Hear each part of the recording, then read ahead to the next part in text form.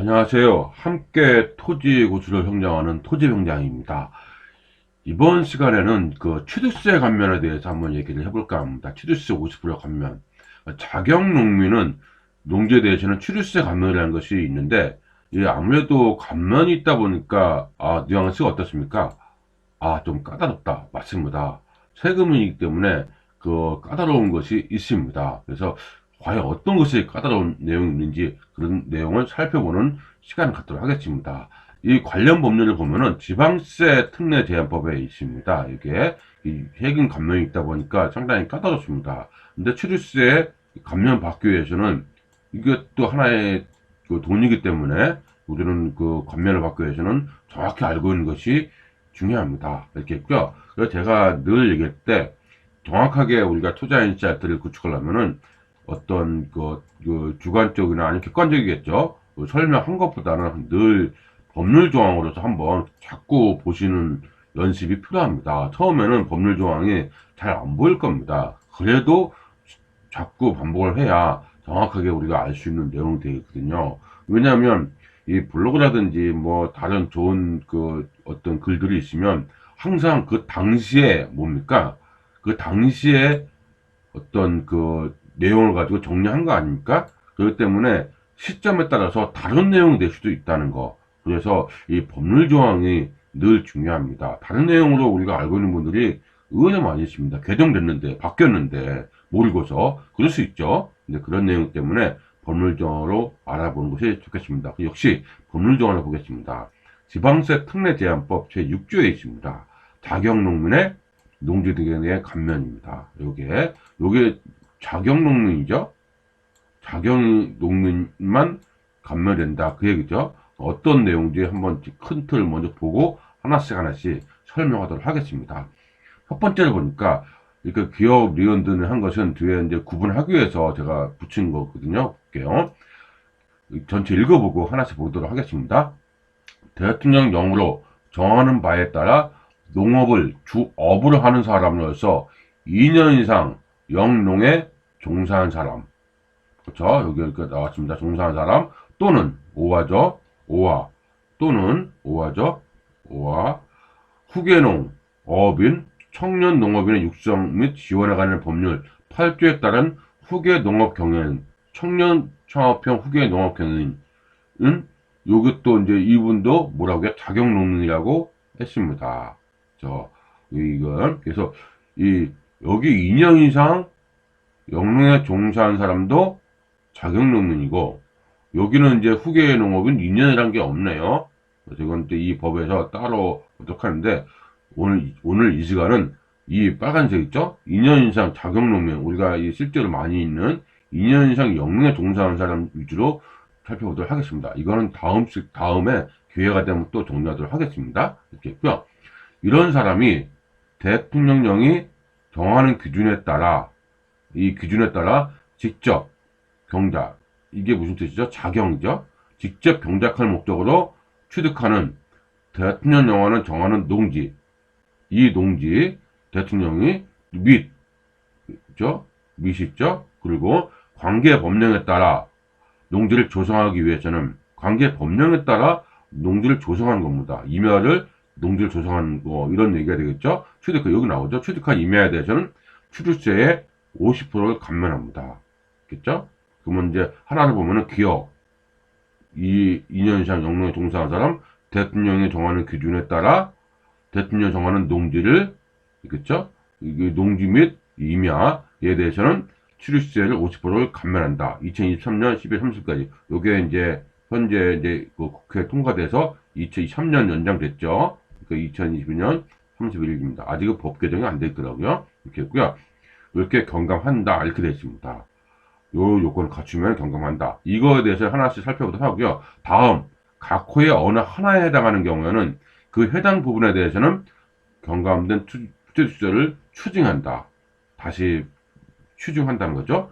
어떤 경우냐면 정당한 사유 없이 취득했는데 경감까지 50%까지 감면해줬는데 2년이 경과할 때까지 자격농민으로서 농지를 작용하지 않은 경우 조성을 시작하지 않은 경우 이런 거 임야 같은 경우 하지 않은 경우 2년 동안 안 하면은 추징한다 이거죠. 또 해당 농지를 직접 경작한 기간이 2년 미만일 경우 2년 미만일 경우 이때 매각하거나 증여 다른 용도로 전용을 하는 거 사용하는 경우는 그때는 취득세를 50% 받은 것을 다시 추징한다 이겁니다. 그렇죠? 알겠죠? 기본적인 틀은 이해 잡았을 겁니다. 요 내용이 일본의 내용입니다. 그래서 요 내용을 보고요. 요 내용을 하나씩 보도록 하겠습니다. 우리가 흔히 얘기하는 이건 법이죠. 대통령령은 뭡니까? 이게 시행령입니다. 시행령을 봐야 되는 겁니다. 대통령령이다. 대통령령이다. 그러면 어디에 봐야 된다? 시행령을 봐야 됩니다. 그렇죠? 이거는 이제 시행령을 보도록 하고요. 2번은 저 뒤에 보도록 하고 시행령을 먼저 보도록 하겠습니다. 기억, 니은, 디귿입니다. 좀 왔다 갔다 할 겁니다. 이렇게 보면 시행령이 나오죠. 시행령입니다. 그렇죠? 그러면 여기서 6조 제1항 각허 외의 부분 본문에서 6조 1항 이거죠? 각허 외 이거죠? 1항에서 여기서 보니까 대통령 영화는 정하는 바에 따라 농업을 주업으로 하는 사람으로서 2년 이상 영농에 종사한 사람 이렇게 했죠? 그 어디 나왔습니까? 여기 나왔죠? 1번에 대통령령으로 정하는 바에 따라 농업을 주업으로 하는 사람으로서 2년 이상 영농에 종사한 사람 이렇게 돼 있죠? 요거에 대해서는 이제 대통령령으로 나온 겁니다. 이렇게 똑같죠? 이거 똑같이 이렇게 되어 있습니다. 이란 여기 이렇게 나왔죠? 본인 또는 배우자 같이 엔드가 아닙니다. 본인 또는 배우자. 그러면 이제 배우자는 어떤 사람을 배우자라고 하냐면 주민등록법 제7조에 따른 최대별 주민등록표에 최대별 주민등록 최대가 있는 거죠. 최대별 주민등록표에 함께 기재되어 있는 경우를 한정한다. 이하 이조에 같다. 마찬가지겠죠. 그 얘기는 뭐예요? 본인이 별도 세대에 있다는 얘기는 아니라는 얘기네요. 같이 세대에 있는 경우죠. 그러니까 동시에 세대에 있는 경우는 그 중에 한 명 이상이 취득을 현재 다음 각호 요건을 모두 갖춘 사람이 말한다. 이 얘기입니다.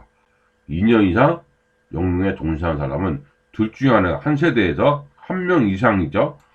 본인이 하거나 배우자가 하거나 한 명 이상이 취득을 현재 다음 각호 요건을 모두 갖추고 있는 사람을 말합니다. 그래서 그 내용이 나오죠. 이제 이게 되셨고요. 그러면 한번 보겠습니다. 모두가 몇 개가 나와 있습니까? 여기 보니까 하나, 둘, 세 개가 나왔습니다. 세 개가 나왔죠. 밑에는 3번까지 없죠. 2번 없죠. 4번 없죠. 세 개가 나왔습니다. 이 세 개를 모두 갖추어야 됩니다. 2년 이상 영농에 종사하는 사람은 이 세 가지를 모두 갖춰야 됩니다. 그럼 어떤 거를 이제 갖춰야 되냐 보면은 농지. 근데 여기서 농지는 잘 보세요. 우리가 이제 많이 헷갈려하는 것이 이런 겁니다. 여기서 보는 농지는 뭡니까? 지방세법 시행령 21조에 따른 농지예요. 그 얘기는 뭐예요? 농지법에 따른 농지가 아니라고요. 지방세법 시행령에 따른 농지를 말한답니다. 그 농지를 소유하거나 임차도 되네요. 임차하여 경작하는 방법으로 직접 2년 이상 계속하여 농업을 종사할 것이죠. 그러니까 직접 2년 이상이니까 농업경영체 등록을 등록해야 돼서 농사 짓는 사람 말이겠죠. 어떤 농지냐? 지방세법 시행령 21조는 농지에 보니까 21조고죠. 이걸 그대로 가져왔습니다. 법 11조 제1항 제11호 강목 같은 항목과 7호 강목에 따른 농지는 각각 다음 호에 토지를 한다. 이렇게 됐습니다. 일단 첫 번째는 뭐냐면 취득 당시 공부상 일단 지목이 전답 과수원이어야 돼요. 과수원. 그리고 실제 농작물의 경작이나 단연식물 재배지로 이용되는 토지입니다. 묵적, 묵닥 같은 경우는 안 된다는 거죠. 실제 농사 형태를 갖추고 있다는 얘기죠. 농업경영체에 등록한다면 맞는 얘기죠. 그렇죠. 이 경우 농지 경영에 필요한 농막, 퇴비, 두엄, 양수장, 늪, 농도, 수로 등이 차지하는 토지 부분을 포함한다 했습니다. 요게 해석이 실전에서는 많이 어려운 게 있습니다. 이 농막이 농업 경영에, 농지 경영에 썼냐, 그냥 단순히 수입의 공간을 쓸 수도 있잖아요. 그러니까 이런 판단, 이런 것도 농지 경영에 썼냐, 안 썼냐, 썼냐, 안 썼냐, 이런 걸 따지는 거죠.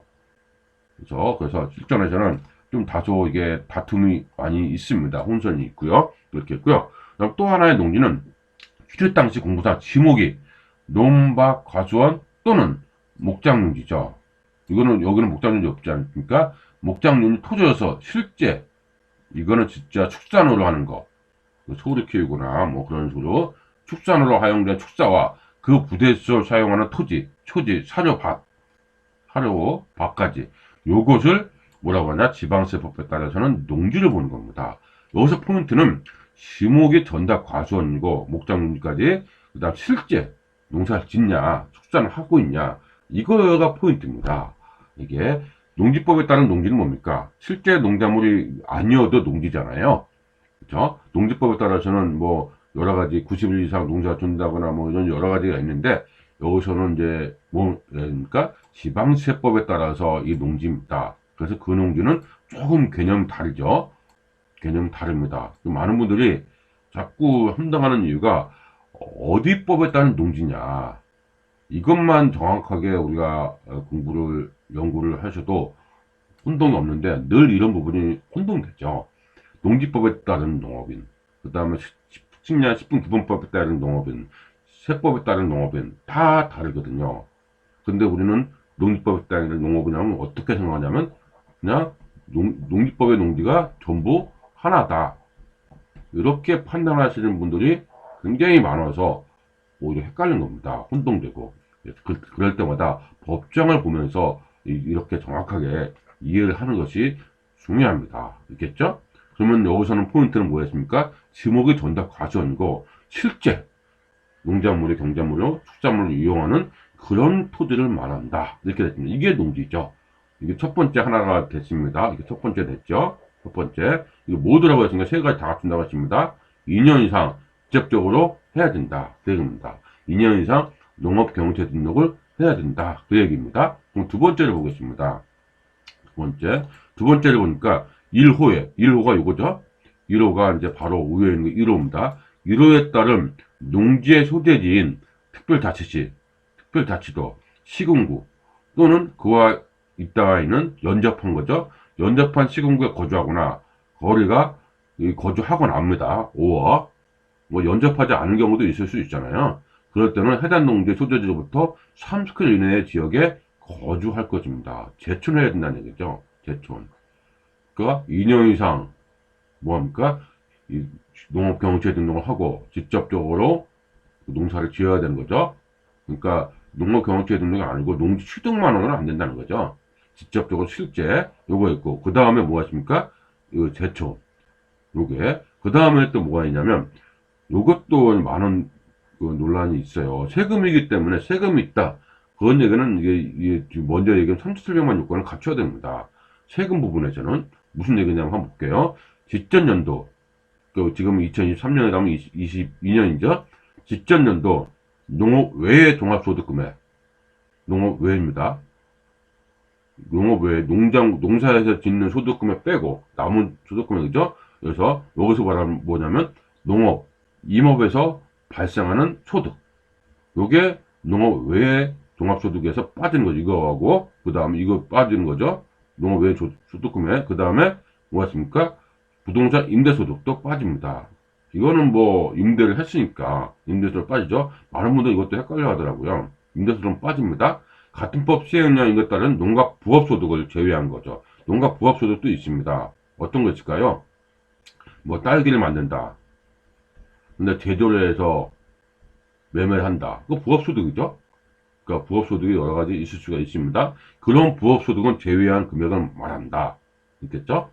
그렇죠. 이거 말한다. 여기까지죠. 이 농업 외의 종합소득 금액이 요거에 따라 쭉 따르면 이건 그만 미만일 거 됐죠. 이 금액이 3,700만 원입니다. 그러니까 농업 외의 종합소득 금액이 3,700만 원이죠. 그렇죠? 뭐만 빠집니까? 임대소득만 빠지네요. 농업 관련된 거하고 이것 좀 많이 있습니다. 금융소득은 어떨까요? 이자소득, 금융소득 빠져요, 안 빠져요? 이거는 농업의 종합소득금액 포함합니다. 이자소득 같은 것도. 맞죠? 이것도 말 빠지는 거죠. 뭐만 없는 겁니까? 부동산 임대소득하고 농업, 임업에서 발생한 소득하고 농가 부업소득만 빠진답니다. 세금에서는 이렇게 되는 거죠. 그래서 세금 감면에서는 대부분 요 내용이 빠집니다. 대부분입니다. 그래서 이 세금 부분에서는 요 요건을 갖춰야 된다. 그 얘기는 뭡니까? 3,700만 원. 요게 쉽지 않아요. 요게. 이 첫 번째, 두 번째는 그렇다고 해서 많은 사람들이 할 수가 있어요. 그래도 준비를 잘하면. 3,700만 원 요건이 이게 쉽지 않더라고요. 이게.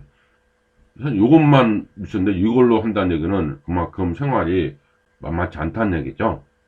이게 쉽지 않습니다. 그래서 수익 감면을 받는다는 것이 이렇게 있고요. 정확하게 우리가 알고 있으면 좋을 것 같습니다. 이렇게 있고, 그러니까 결국은 뭡니까? 1번 뭡니까? 2번 뭡니까? 3번 이렇게 있죠. 1번은 뭡니까? 직접 자경을 해서 2년 이상, 그 다음에 재촌하고, 그 다음에 1,700만 원 되고, 이렇게 되면은 뭡니까? 취득세 50% 감면을 해준다 이 얘기입니다. 이해됐죠? 그죠? 이렇게 되면은 해준다 이 얘기가 될 것 같습니다. 그럼 위로 이제 다시 가보겠습니다. 위로. 그러면은 이렇게 이 존사한 사람이 이런 사람을 뭐라고 해? 자경농민이라고 합니다. 영농농민이 아니죠. 그렇죠? 자경농민이 이런 사람을 세 가지 요건을 갖춘 사람을 자경농민이에요. 이렇게 알겠죠? 그 다음에 이제 대통령으로 정하는 기준에 따라 그렇죠? 이것도 대통령이니까 뭡니까? 시행령이겠죠? 시행령은 한번 또 보도록 하겠습니다. 대통령 정한 기준에 따라 직접 경작하는 목적으로 취득하는 이거죠? 니은번에 있습니다. 여기에 있으면 니은번에 여기 있죠? 요게 대통령을 정하는 기준입니다. 6조 1항에 있는 거죠? 요거입니다. 니은번에 있죠? 요거 보니까 어떤 기준이냐면 농지 및 임야의 소재지가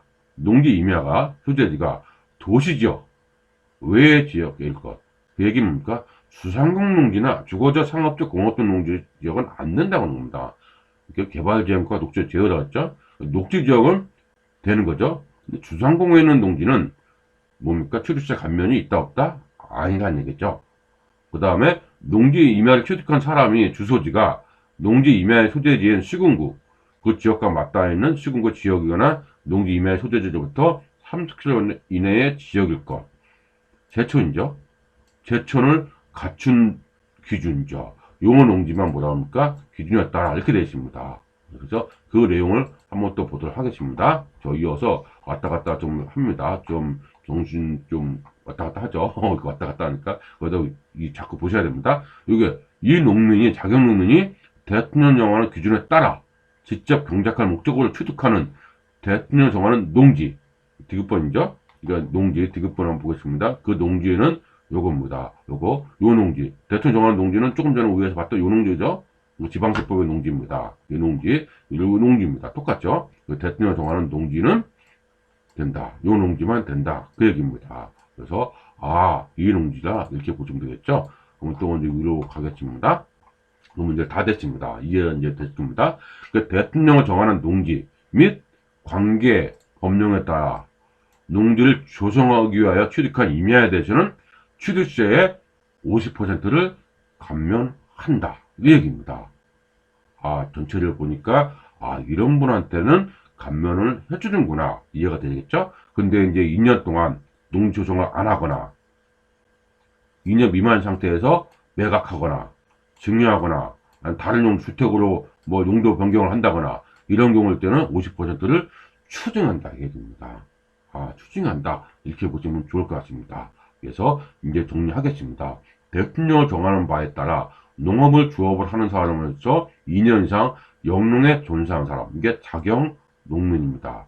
대통령 정하는 기준에 따라, 이겠죠? 기준에 따라 뭐합니까? 직접 경작할 목적으로 취득하는 대통령을 정하는 농지, 임야에 대해서는 50%를 감면한다. 이 얘기입니다. 알겠죠? 이 내용 하나가 정확히 이해를 해야 우리가 이제 토지를 농지 투자할 때도 고민을 많이 할 수 있습니다. 쉽지는 않습니다.